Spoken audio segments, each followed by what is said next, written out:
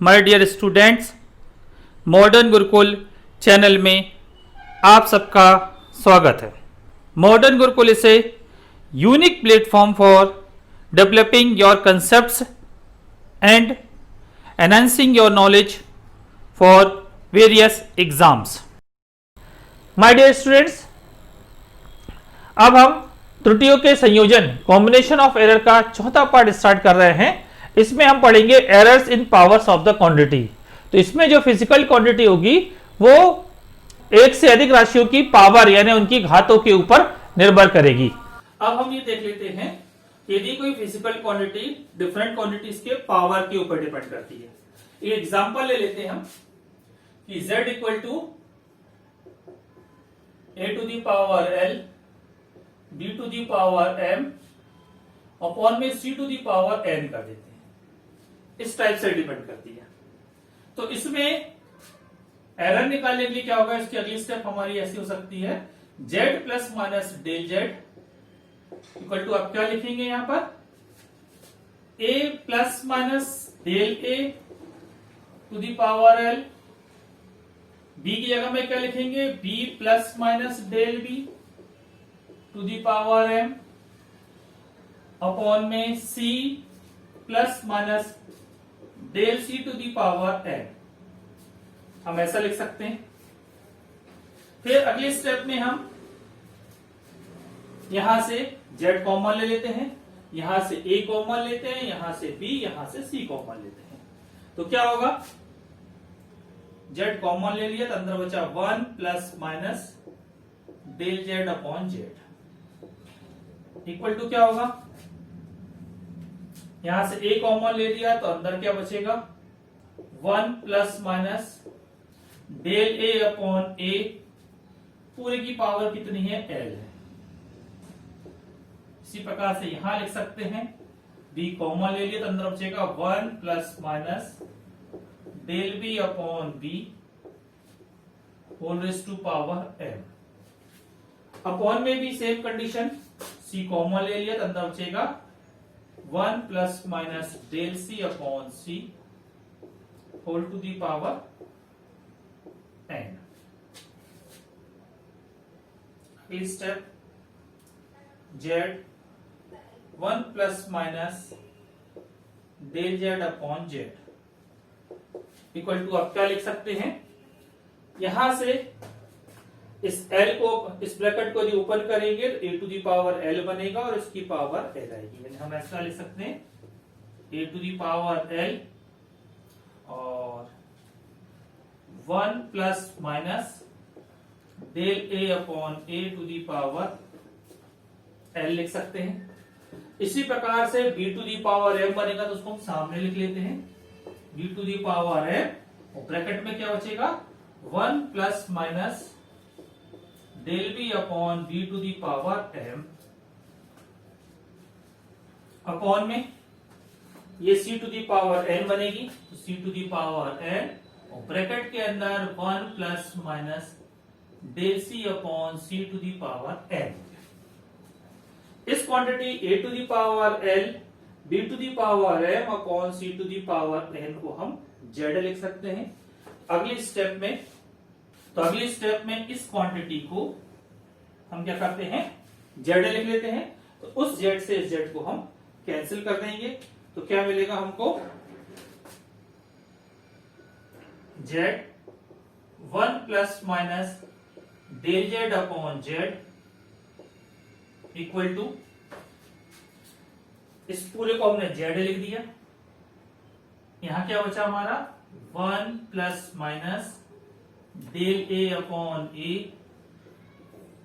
To the power l, यहां बचा 1 plus minus del b upon b to the power m। ये upon में है तो इसको हम ऊपर कर लेते हैं, ये बन जाएगा 1 plus minus del c upon c to the power minus n। यहां प्लस n थी, जैसे न्यूमरेटर में आएगा तो वो माइनस n हो जाएगा।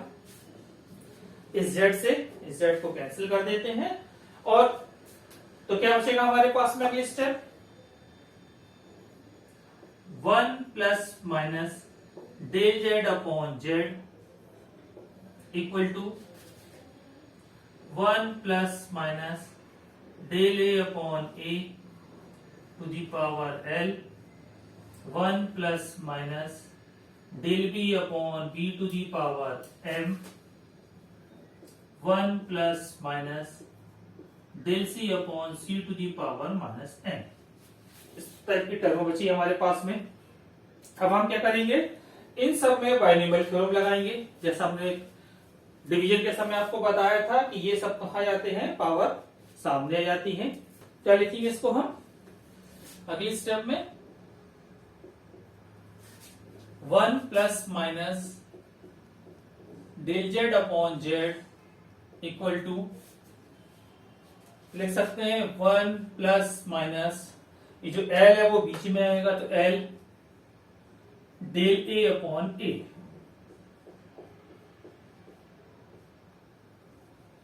दूसरे ब्रैकेट में क्या आएगा, 1 प्लस माइनस एम सामने आएगा तो आएगा M del B upon B. And in next bracket 1, ये माइनस एन है तो इसको माइनस प्लस कर देते हैं, and del C upon C. इस टाइप से हम इसको लिख सकते हैं। अगली स्टेप हमारी क्या होगी, हम इन पूरे का ब्रैकेट को ओपन कर देंगे। तो कोशिश करते हैं इसको, तो 1 plus minus del Z upon Z equal to, पहले इन दोनों ब्रैकेट को अपन सॉल्व करते हैं तो क्या मिलेगा देखें, इसको लिख सकते हैं 1 का इस 1 से इंटू, तो 1 plus minus L del A upon A plus minus M del B upon B plus minus L M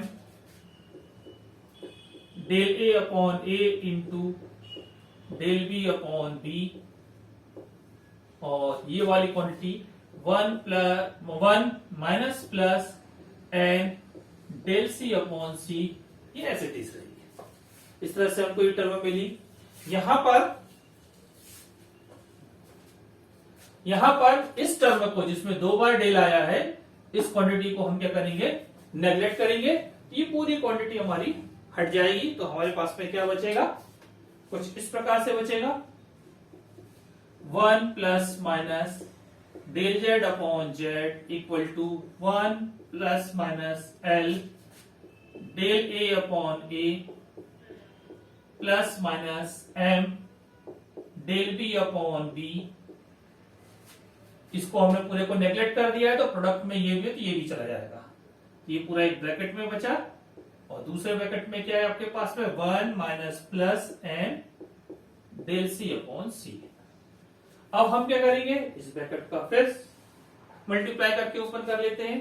तो क्या मिलेंगे अगली step, 1 plus minus del Z upon Z equal to, पहले तो 1 से इंटू होगा तो सेम सब कुछ, 1 plus minus L del A upon A plus minus M del B upon B minus plus N del C upon C plus minus L N del A upon A into del C upon C plus minus M N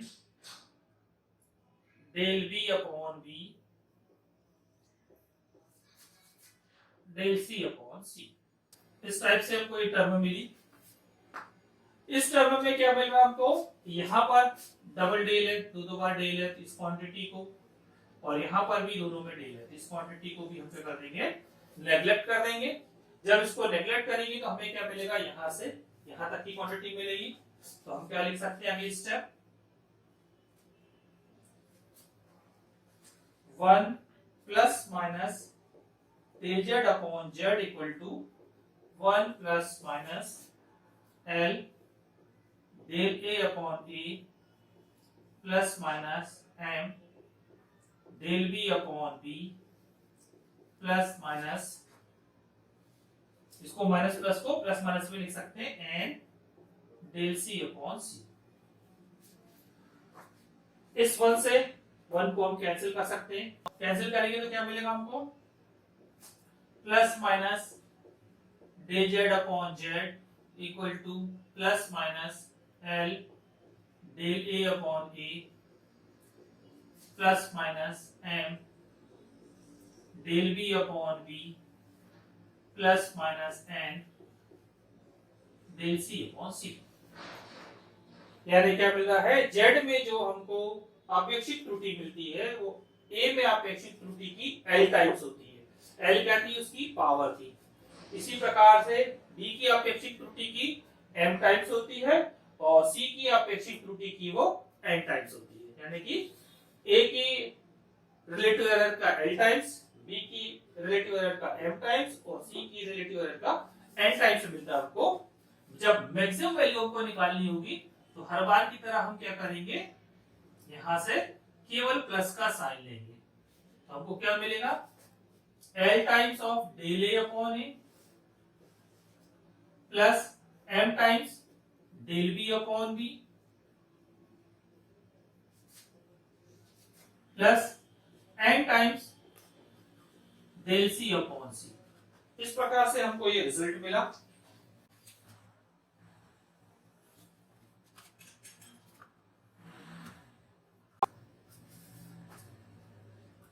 ये result मिल रहा है आपको कि यदि कोई quantity power के form में है तो जो पावर होती है वो उनकी रिलेटिव एरर में या आपेक्षिक त्रुटि में मल्टीप्लाई हो जाती है।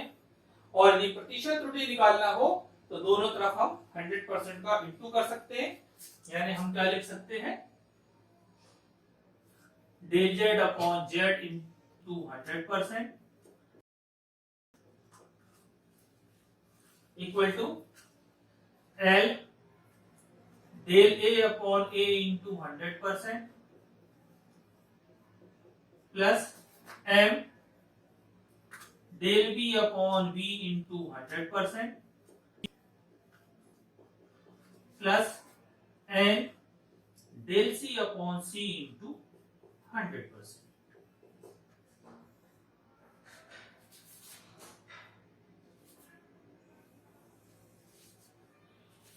इस प्रकार से क्या हो रही है कि उनकी प्रतिशत त्रुटि में पावर एल एम एन का इंटू हो जा रहा है। हमको क्या दिया है, P इक्वल टू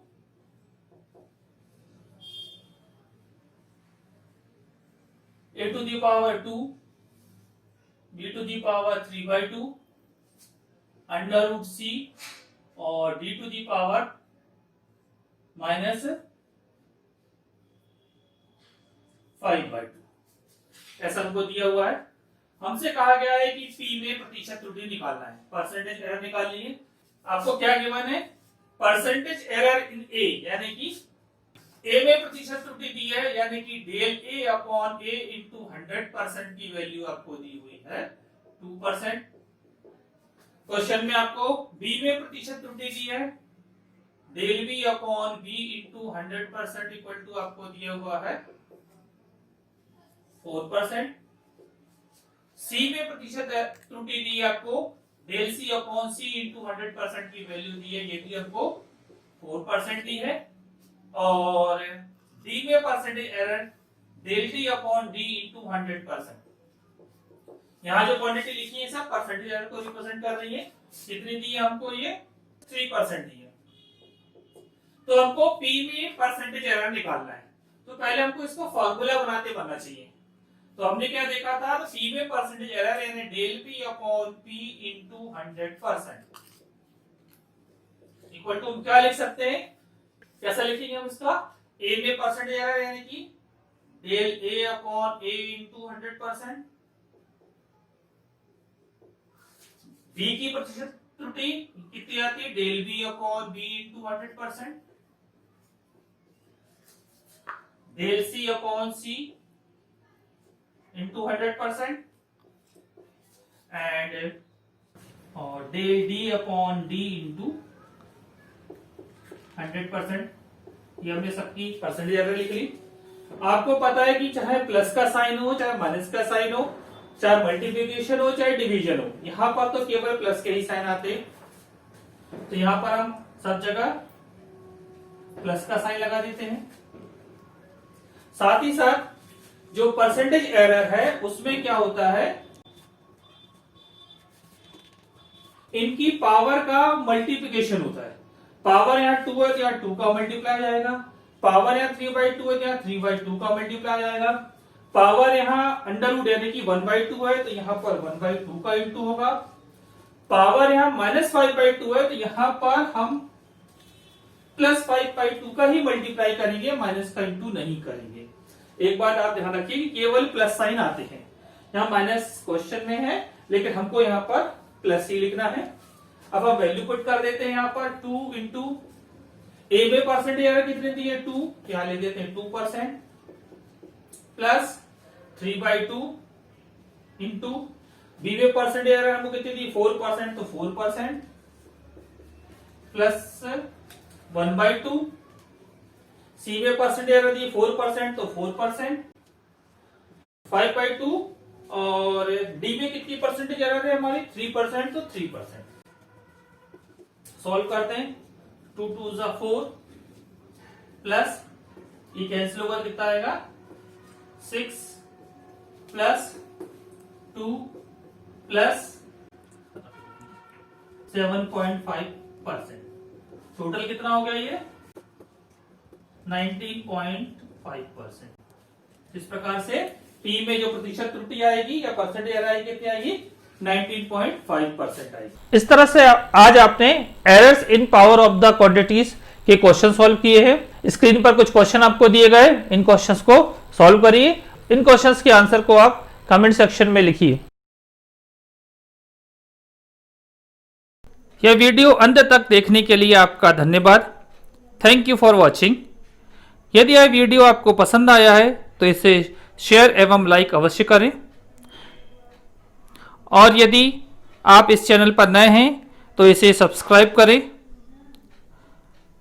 इस टॉपिक से रिलेटेड यदि कोई भी डाउट्स हैं तो आप हमारे टेलीग्राम चैनल में हमसे पूछ सकते हैं। टेलीग्राम चैनल की लिंक आपको डिस्क्रिप्शन बॉक्स में दी गई है। नेक्स्ट वीडियो में आपसे पुनः मुलाकात होगी, तब तक के लिए गुड बाय।